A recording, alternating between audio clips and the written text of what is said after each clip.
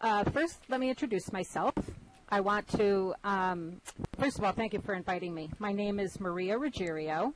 I'm in my last semester of my master's in adult learning, and I did my focus on using emerging technologies to create dynamic learning environments.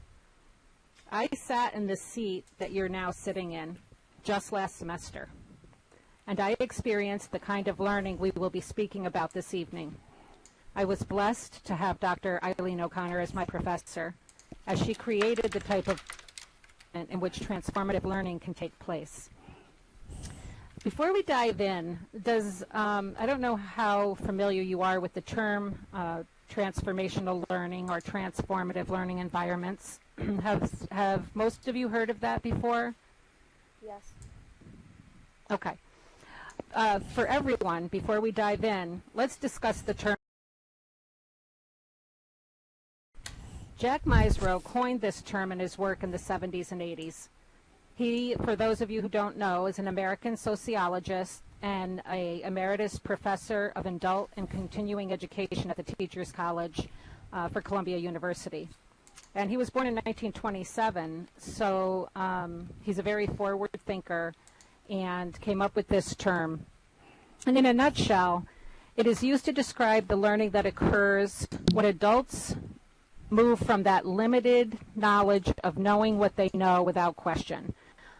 This is what they know, this is what they were told, and they don't question it. That kind of thing is influenced by culture, their families, organizations, society, and many times we just accept what we're told. What he studies and his passion, and has now become mine, are the mechanisms that are required for the adult learner to be able to identify, assess, and evaluate alternative sources of information, reflect upon them, and change or retool their thinking. Now, there's ways that we can create those kind of environments, and that's what I'm here to talk to you about tonight. You will also hear transformative learning termed deep learning, transformational learning, and it all kind of comes back to the same thing. During the presentation, I'd like to challenge you to start thinking about your own contribution to the learning environments that you will either teach in or create. How will you create environments of learning that will be the incubator for transformative learning? Because you see, students, educators, and course creators have a piece to play or a stage to set for this type of deep learning to take place. It doesn't magically happen, and there are ways that we can help our students or our learners create that kind of learning or co-create that kind of learning together. As you may have guessed from what I've said, my passion is transformative learning as it relates to the adult learner. And one of my favorite quotes comes from Benjamin Franklin, and he said, "Tell me and I forget, teach me and I remember, involve me and I learn." During our time together tonight, we'll experience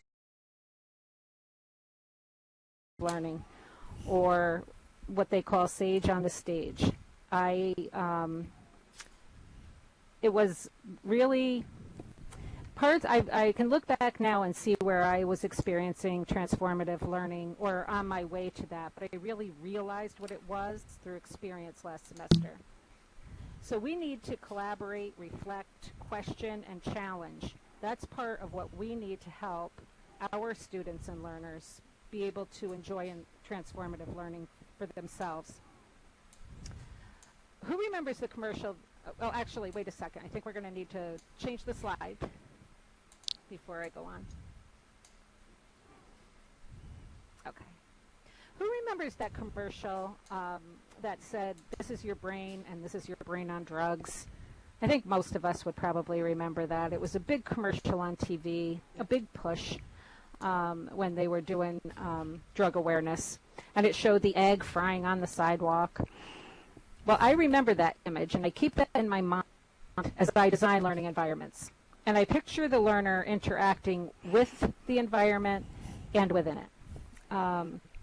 And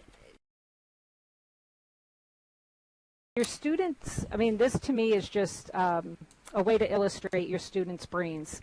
Passive learning, There's few sparks. It's kind of automatic. It's kind of like putting yourself on autopilot.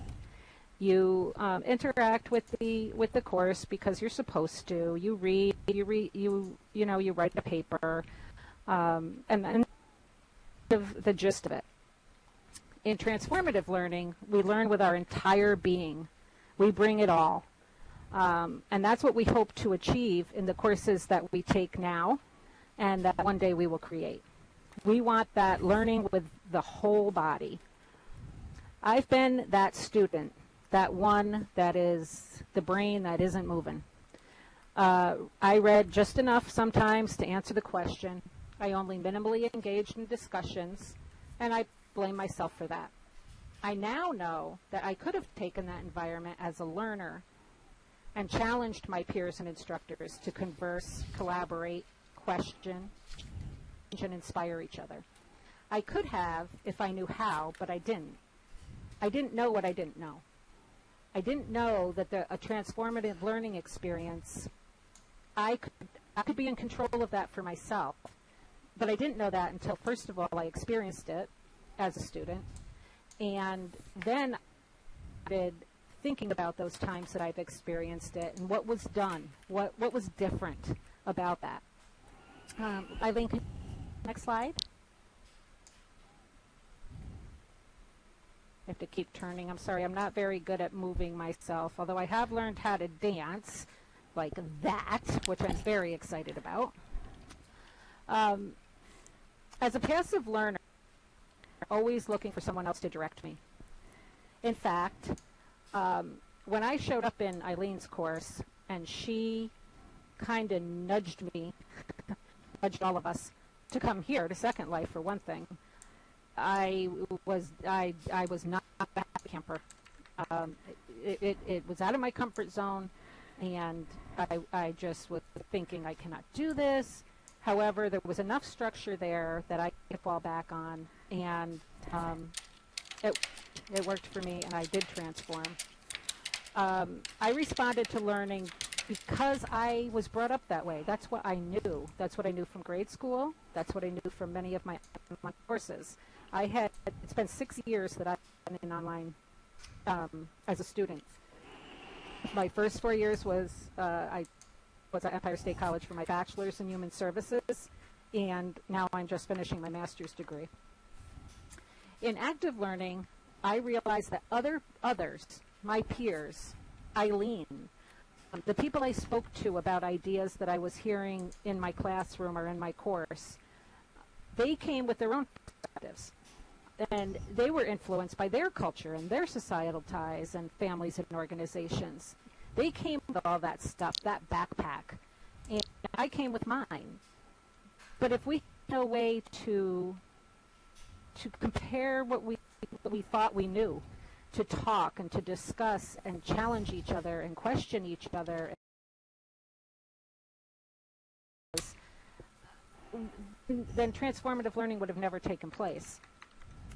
When we met, we were given the opportunity to really discourse, not just a discussion board. So those of you who are thinking about creating courses, having the discussion board there because, quote unquote, you're supposed to, there's a lot more to that. I mean, you need to go in there and really challenge your learners to start to think, to really think deep about how does this connect with something they already knew, or why did they feel that way? Is it something that they automatically assumed? And we need to give our learners those opportunities, and that takes an active instructor to go into those environments and create this and keep the discourse going. I challenge you, all of you, to be a conductor and create future conductors. Find your style of creation and a style of being an educator that sings for you, that makes you feel alive and want to present the content in ways that will create that feeling in others, ways that will create learning that they will take with them, not just that ends at the end of the last test of the semester. Could we go to the next slide, please? So behaviors from students who are in a passive learning or a stage on the stage type course are here below. If you ask them how much a part of the knowledge creating they felt they were, many, if not all, would say, not much, or I'm just a student. I don't have to create the knowledge. I just have to remember it. They're on autopilot. They read, they respond. They have discussion posts that are minimal at best. They don't question their peers. They say things, they keep it very short because they're not engaged. As they're not using their whole self. As educators or course designers, we must provide learners with opportunities to effectively participate in discourse, challenge them to assess their beliefs, feelings, and or values. This may be a completely new idea to them. They're used to reading and responding, and we want to move out of that. Transformative learning is the new buzzword in higher ed. It's just getting to higher ed, or is just being thought about. We need to create a culture in which students feel respect for their stories and also respect for the ideas and the stories of others. We need to encourage their critical reflection and help them raise their consciousness. We need to give students a place to journal and challenge their own beliefs, work out their dilemmas, and find their path to be a co-creator of knowledge. Journaling is really, really important. And one tip I'll give you while I'm here is I have found an amazing online electronic journal that I love, and it's called Penzu. It's P-E-N-Z as in zebra, U. What I love about it is you can set it up to remind you to journal. So it sends me an email all the time. So if I don't write in my learning journal, it reminds me. So it's awesome. So you may want to check that out, and it's free. So when we create, I'm sorry, Eileen, could you go to the next slide, please? Let me make sure that I'm in the right spot here. Yeah. So now here's a slide that shows kind of the behaviors of students who are experiencing active learning. They're being challenged and asked to think and bring their stories. These learning experiences are active, dynamic, and challenging. They set the bar just high enough to get the gears moving without going too far and creating cognitive overload. But that's another presentation altogether. I'm not going to get into that tonight. But they come with their whole body. They ask questions. They reflect. They actively interact within their discussions groups. And that's something that you can encourage. You can inspire. You can question. You can help to ask questions that will pull them out just a little bit more. And now if we can go to the next slide. Yep. Okay. The challenge is that passive learning is still the norm, many times, both in face-to-face and in online learning. As I said before, we need to raise that bar and create excitement and look at learning as a journey together, as opposed to an isolated experience, which online learning can often be. And there are ways that we can be in control of our learning. Even students, you are put into a course that is passive and is just that read, respond, write a paper. But we can do things that help create that transformative learning environment. We can help our peers or our instructor just by questioning and really taking part in discussions.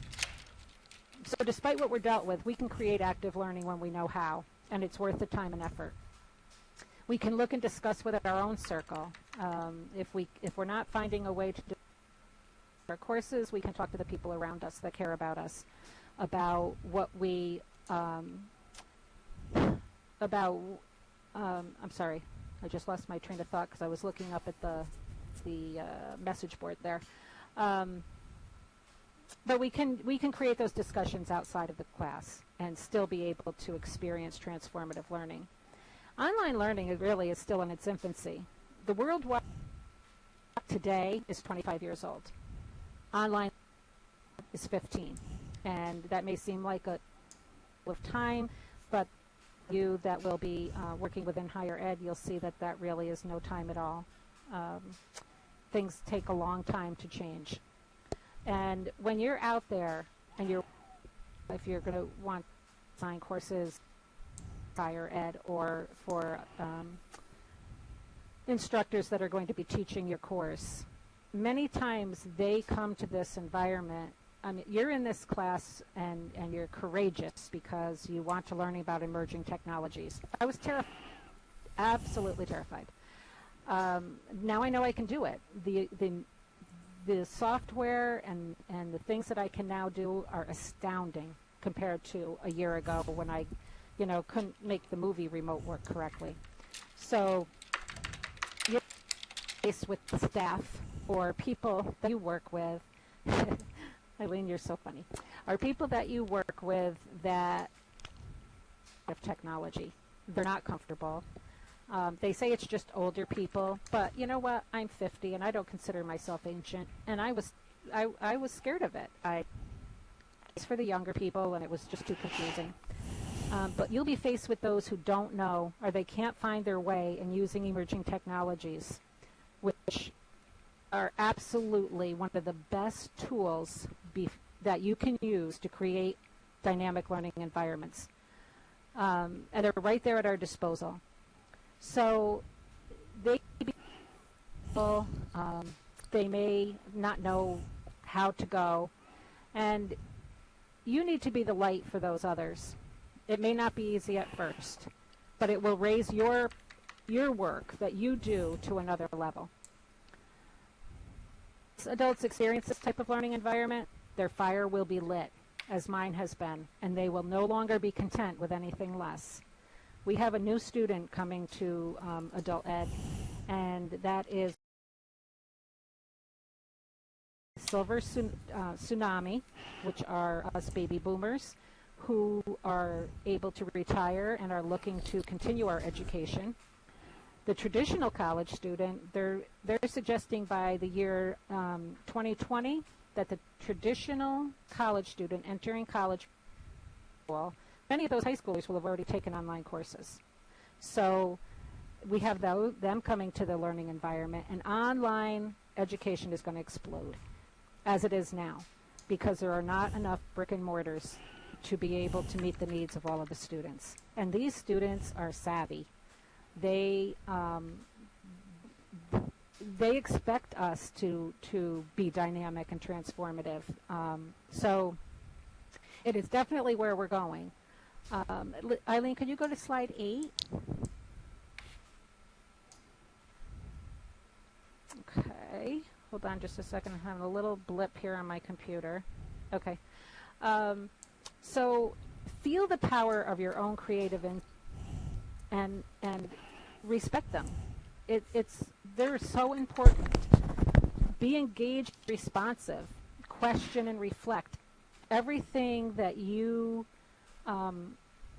think or that you're question and reflect those. We are in control of our own learning. We're in control of we have the ability and the joy to be able to create learning environments for others as instructional designers and or teachers.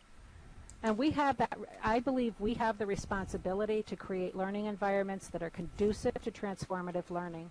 I challenge you to break down barriers by taking part in the conversation and the transformation of how we teach and create learning experiences. Be courageous to question the status quo. Just because that's the way it's always been done doesn't mean that that's the only way it can be done or even the most beneficial way to be done. Stay positive, and this is something that I work on a daily basis. When others who are used to doing things that have always been done, because that's the way they've always been done, which many times in education is that reading and writing the paper, they may sometimes make you feel like you're crazy or that it can't be done that way for one reason or another. I have to listen to my own advice here.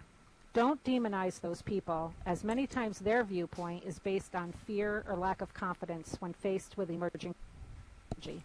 Stay positive and respectful, and let your work speak for itself. Be a leader. Don't settle for teaching or designing for a sage on this stage environment. Reach higher and involve your learners. Challenge them to bring their whole self. Create that culture that embraces and respects the learner's story and creates ways for them to collaborate with others. Follow the recipe of, number one, you start with your learners and their stories. You introduce the content or your learning objectives. You add opportunities to connect, converse, collaborate, surrounding the course resources and their activities. Sprinkle all of this respect, challenges, and encouragement. Let it stew, and when you do this, you'll be a witness to the power of transformative learning, which is a skill that will empower those you touch for the rest of their lives. You will enjoy the experience of being not only to your students, but also to your society in general. Because when we lead a course or create a course, we learn from our learners just as much as they learn from us. It is co-creation of knowledge. As a piece of advice that I can give you before I kind of wrap this up is start to keep a learning journal now, whether your courses require it or not, in which you can jot notes of spectacular learning experiences or learning experiences that were maybe not so stellar, what works, what doesn't work from your point of view. The culmination of these insights will be especially helpful to you when you begin to create or teach courses in the future. I wish someone had told me this when I started my college education 6 years ago. Can you imagine the amazing amount of experiences that I could use now as I talk about transformative learning? I'd have them right at my fingertips. And I've already told you about Penzu, so that's what I use. It looks like lined paper. It's as close as I've found to electronic journaling, as close to the real thing as I have ever found. So, first of all, does anyone have any questions or anything like that? Maria, this is Terry. Hey, Terry. And you had done a list of, and remember these things starting with learner and stories, learner and know their story. Yes, the recipe. Mm-hmm. Yeah, could you just go back through that? Of course. I used to be a chef in a previous life, so I kind of put it into a recipe. So the recipe was your learners and their stories. They're coming to your learning environment. And then you're introducing the content that supports objectives. Then when you add those opportunities to connect, converse, and collaborate surrounding those course resources and activities, whether it's text-based, video-based, whatever it is, interviews, whatever that is, when you give the learner the ability to be with others, their peers, question and collaborate and discuss and challenge and to do all those things and work with it and meld it around and think about it and critically reflect, that's when you're creating that environment, that conducive environment for transformative learning to take place. You sprinkle all of it with respect, challenges, and encouragement. Our adult learners do need encouragement. I find many times they question, they don't have the confidence, or they question their abilities. As I did coming to Second Life, I was thinking, oh my gosh, I am never going to be able to find my spot, and I got lost a million times. I showed up late. I bumped into walls. Today I learned how to dance, and I was just so excited I can't even begin to tell you. Then when you take all of that and you just let it stew, give it enough time. Sometimes we rush right through our lessons, and unfortunately, and I know time is an issue, but unfortunately, we don't give the learner enough time to really think and really discuss this with their peers. So when you do all of that, then you become a witness to the power of transformative learning.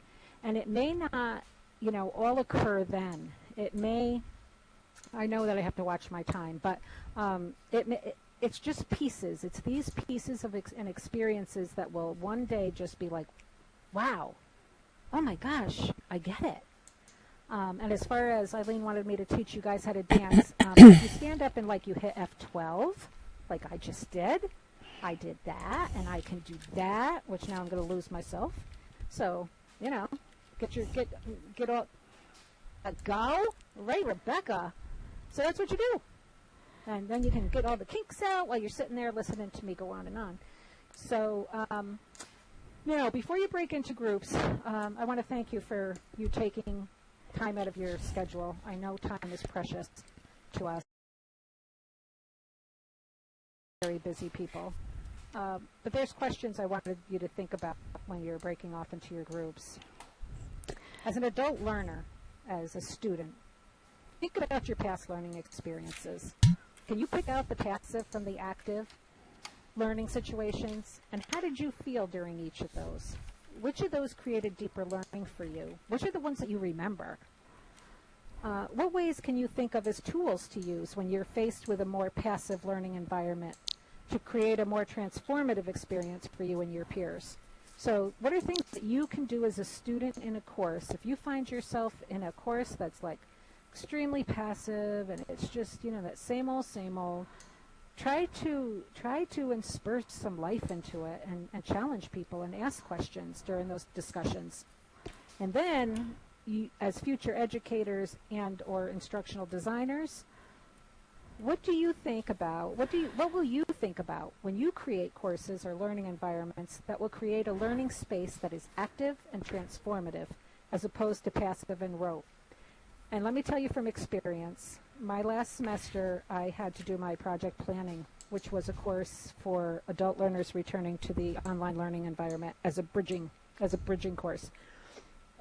And it would have been much easier for me to do a passive course, much harder for me to think about constantly what I was asking the learners to do and how will that lead to transformative learning. But it's so important. And I have one more question that I hadn't given Eileen, but it was something I thought about.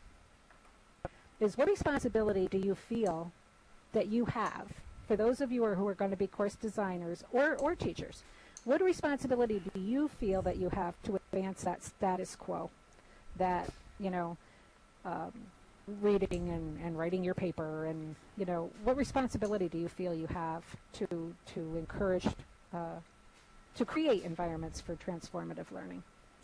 And that's the end of my presentation, unless anyone has any other questions before you break into groups. And yes, Eileen, you can share. I have a different outline. I really expounded on it after I sent it to you, so I would be happy to send that to you.